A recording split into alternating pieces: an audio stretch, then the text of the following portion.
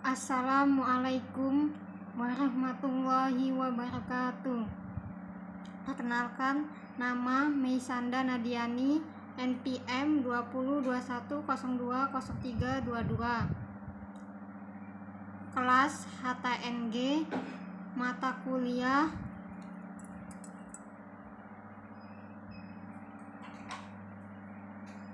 Tafsir Ayat dan Hadis Hukum Siasa. Dosen pengampu Dr. Edi Susilo MHI. Di sini saya akan menjelaskan tentang kajian ayat dan hadis jihad dan qital atau perang.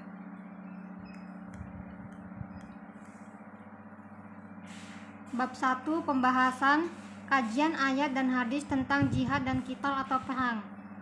A. Ayat Al-Quran tentang jihad dan perang. 1. Quran Surat Al-Hajj ayat 78. Bismillahirrahmanirrahim.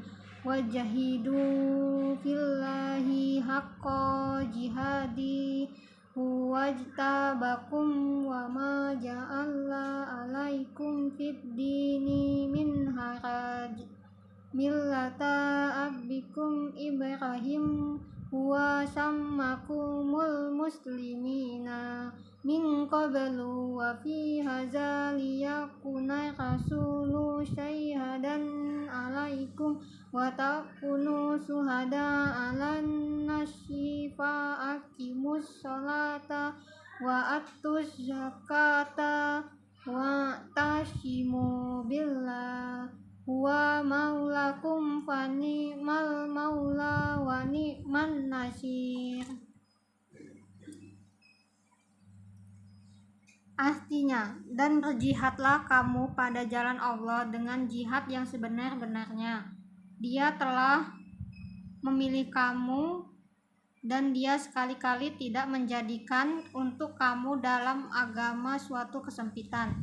Ikutilah agama orang tuamu Ibrahim. Dia Allah telah menamai kamu sekalian orang-orang muslim dari dahulu. Dan begitu pula dalam Al-Quran ini, supaya Rasul itu menjadi saksi atas dirimu dan supaya kamu semua menjadi saksi atas dirimu dan supaya kamu semua menjadi saksi atas segenap manusia.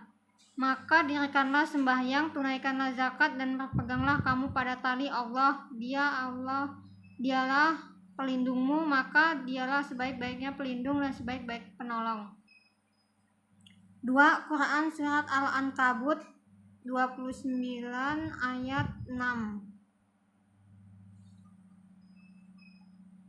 Wa man jahada fa innama yujahidu li nafsi innallaha laganiyun 'anil alim. Artinya, dan barang siapa yang berjihad, maka sesungguhnya jihadnya itu adalah untuk dirinya sendiri. Sesungguhnya Allah benar-benar maha kaya, tidak memerlukan sesuatu dari semesta alam. 3. Quran Surat Al-Hajj ayat 39. Uzina lillazina yuqataluna bi annahum ulimu wa innallaha ala nasrihim laqadir. Telah diizinkannya berperang bagi orang-orang yang diperangi, karena sesungguhnya mereka telah dianiaya dan sesungguhnya Allah benar-benar maha kuasa menolong mereka itu. 4. Quran Surat Al-Baqarah ayat 190.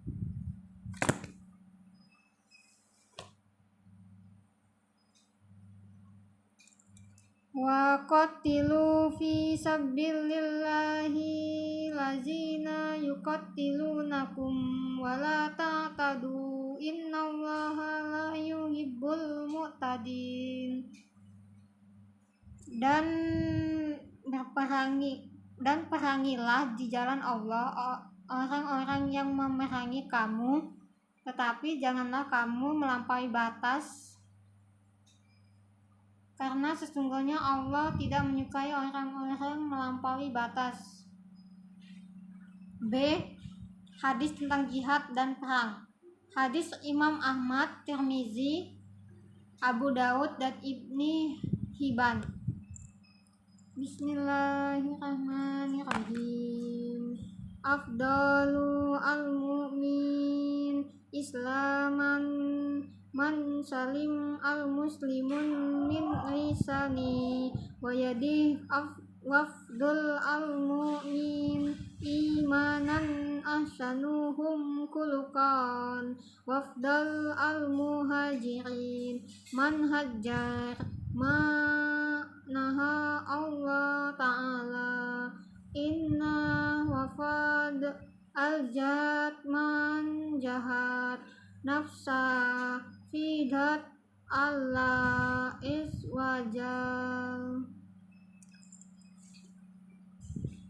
Mukmin yang paling utama keislamannya adalah umat Islam selamat dari keburukan lisan dan tangannya. Mukmin paling utama keimanannya adalah yang paling baik perilakunya. Muhajirin paling utama adalah orang yang meninggalkan larangan Allah. Jihad paling utama adalah jihad melawan hawa nafsu sendiri karena Allah Ta'ala. C. Kandungan hukum dalam ayat dan hadis jihad dan perang. 1. Kata jihad berasal dari al-jahdu atau al-judu yang bermakna at-tahaqoh atau al-masyaqqah, artinya usaha atau susah payah. 2. Hakikat jihad adalah berjuang melawan hawa nafsu agar orang senantiasa menjalankan segala kegiatan ketaatan dan meninggalkan kemungkaran. Dalam kitab Al-Kashif an Hakik As-Sunan Syah Mishkat Al-Mashhabi At-Thaibi.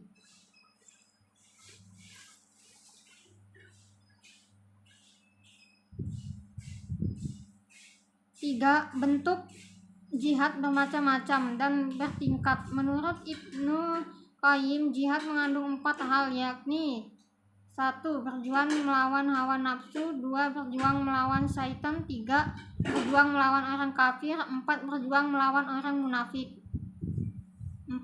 Kata jahada, upaya keras, maka muncul 3 macam perjuangan, yaitu ijtihad, jihad, dan mujahadah.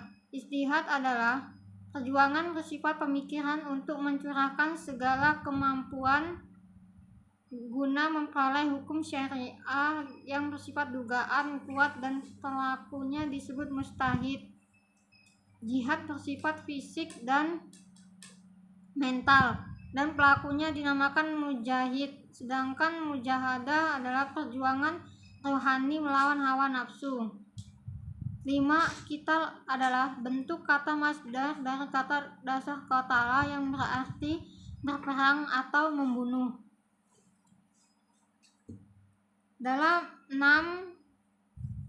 ajaran Islam, qital atau perang bukan ajaran pokok dan tidak boleh dilakukan secara bebas, tetapi hanya boleh dilakukan dalam keadaan terpaksa dan tidak ada jalan alternatif lain yang bisa ditempuh. 7. Tujuan hakiki jihad bukan membunuh orang kafir, tetapi adalah untuk melawan hawa nafsu dan menghapus fitnah, kekacauan, chaos agar tidak ada kekacauan sehingga agama Allah menjadi tinggi. 8. Etika perang dalam Islam adalah tidak boleh membunuh orang tua, perempuan, dan anak-anak, dan haram merusak fasilitas umum dan tidak boleh membunuh tawanan saat perang. 9. Bom bunuh diri dengan meledakkan fasilitas umum dalam keadaan damai adalah bukan jihad, dan perang yang diizinkan Islam itu adalah tindakan membuat kekacauan untuk menakut-nakuti orang atau terorisme yang hukumnya haram. D. Kasus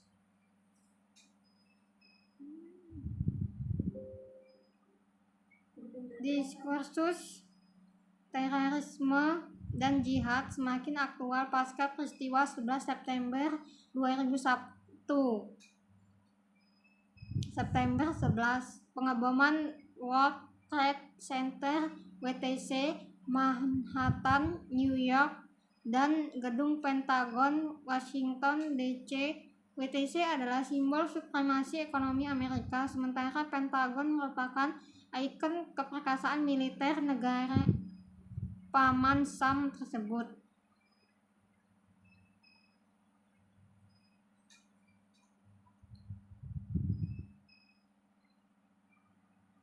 Amerika Serikat George W. Bush mengklaim bahwa pelaku pengeboman adalah jaringan Islam radikal Al-Qaeda pimpinan Utsman bin Laden.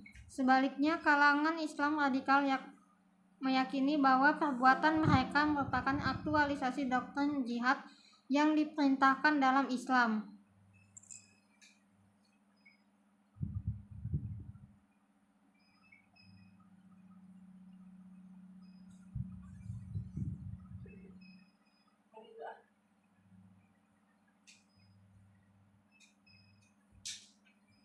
Sekitar tahun 1980-an, aksi kekerasan kembali dipraktekkan kelompok sempalan Ikhwanul Muslim Tanzim al-Jihad di Mesir dengan membunuh Presiden Anwar Sadat dan mengebom lantai dasar World Trade Center di New York tahun 1993. Pada tanggal 11 September 2001, kelompok Al-Qaeda juga diduga melakukan pengeboman gedung WTC dan Pentagon di Washington DC. Pengeboman kali ini menggunakan metode yang spektakuler, yakni menabrakkan pesawat ke gedung tersebut. Tanggal 12 Oktober 2002, kelompok radikal Islam Indonesia, Imam Samudra dan kawan-kawannya melakukan pengeboman di Sari Club dan Padis Club, Legian Kuta, Bali, sebagai bentuk ekspresi jihad melawan kaum kafir Amerika dan sekutunya yang telah memerangi Islam dan kaum muslimin. Mencermati beberapa peristiwa pengeboman tersebut yang merupakan buruk bagi kelompok Islam, terutama kelompok radikal, sebagai bentuk aktualisasi jihad perlu dicermati dengan mengajukan persoalan yang fundamental, yakni apakah aksi kekerasan seperti itu sejalan dengan konsep jihad dalam Islam dan mendapat persetujuan dari umat Islam mainstream atau tidak. Analisis kasus. Islam memang mengakui bahwa jihad bisa dalam bentuk peperangan fisik dan perjuangan non-fisik atau jihad melawan hawa nafsu. Tetapi Islam berdasarkan hadis Nabi SAW menghadap jihad dalam bentuk non-fisik, sehingga dikategorisasikan dengan jihad akbar, jihad primer. Tidak bisa dipungkiri, peristiwa 11 September menjadi serangan paling mematikan di tanah Amerika Serikat sejak Pearl Harbor pada tahun 1941. Tragedi 11 September 2001 secara permanen juga mengubah persepsi keamanan Amerika dan mendorong Presiden George W. Bush untuk menyatakan perang melawan terorisme dan menyerang Afghanistan. Menurut media internasional, teror 11 September ini dilakukan oleh 18 terorisme di bawah komando pemimpin Al-Qaeda Osama bin Laden. Dari 19 pembajak, 15 orang diantaranya merupakan warga Arab Saudi. Beberapa pelaku telah tinggal di Australia selama lebih dari 1 tahun. Dalam aksinya, para pelaku berhasil menembus pengamanan di 3 bandara di wilayah East Coast dan membawa 4 pesawat.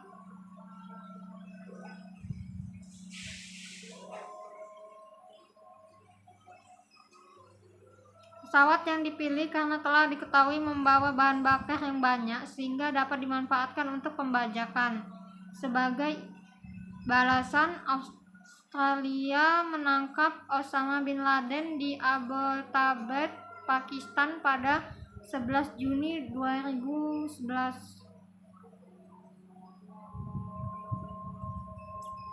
Imam Samudra dalam bukunya Aku Melawan Teroris mengemukakan beberapa alasan pengeboman di Bali. Menurutnya, pengeboman di Bali targetnya adalah individu dan manusianya, yakni memerangi orang kafir Amerika dan sekutu-kutunya, dan mereka tidak mempersoalkan tempatnya. Asumsi ini berdasarkan perintah Nas Al-Quran Al-Baqarah Surat kedua ayat 191. Menurut mereka, ayat tersebut tidak membatasi teritorial untuk memerangi orang kafir dan oleh karena itu bisa saja menyerang orang kafir di Amerika, Jepang, Jakarta, Bandung, dan di mana saja. Imam Samudra juga menjelaskan bahwa menyerang target yang homogen, Amerika dan sekutunya yang berkumpul dalam tempat akan lebih efektif dan efisien karena Sarikop dan Padiskop di Bali merupakan target homogen terbesar, tempat berkumpulnya turis dan dari berbagai negara Amerika dan sekutunya.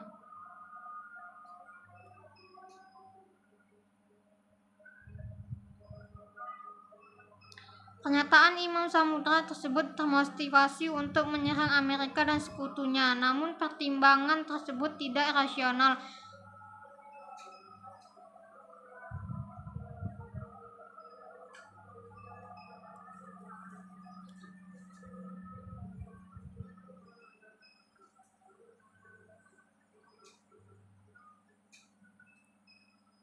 Pelanggaran terhadap sasaran atau objek serangan. Sasaran bom Bali adalah warga sipil dan bukan pejuang non-combat, yang kebanyakan dari mereka adalah para turis mancanegara yang sedang menikmati liburan di Bali.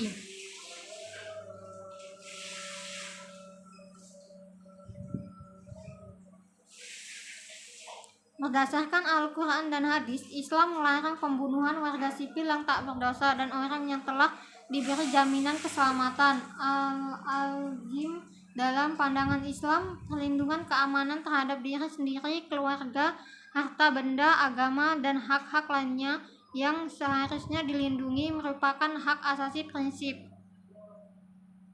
Yusuf Al-Qaradawi berpendapat bahwa mengorbankan warga sipil walaupun terdiri dari non-muslim dalam konflik bersenjata adalah haram atas dasar apapun. Oleh karena itu, dalam pandangan Islam, membunuh warga sipil yang tidak berperan sama sekali dalam peperangan merupakan tindak kriminal yang sangat keji.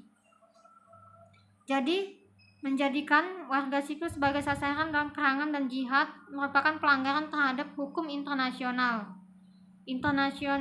humanitarian law, dan hukum Islam. Pelanggaran metode bom bunuh diri.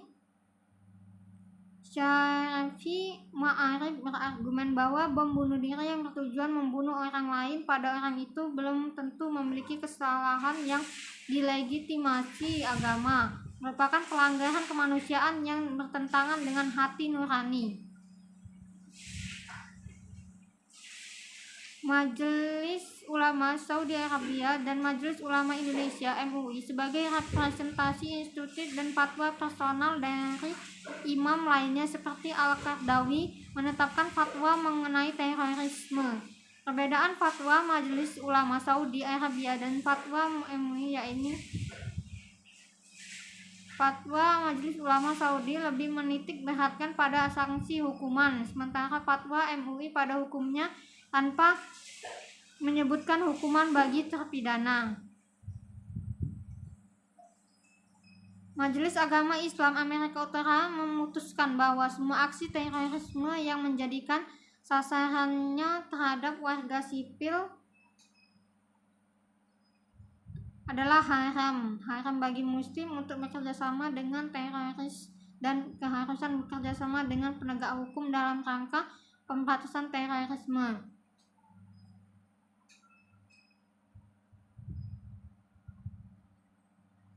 Yusuf Al-Qaradawi merespon pengeboman Bali. Menurutnya, bom Bali mengorbankan manusia yang tidak sedikit, merupakan kejahatan yang keji dan termasuk dalam kategori hirabah karena menyebarkan kehancuran di muka bumi, dan hukumnya berdasarkan ayat Al-Maidah surat ke-5 ayat 33. Pelanggaran tentang lokasi pengeboman.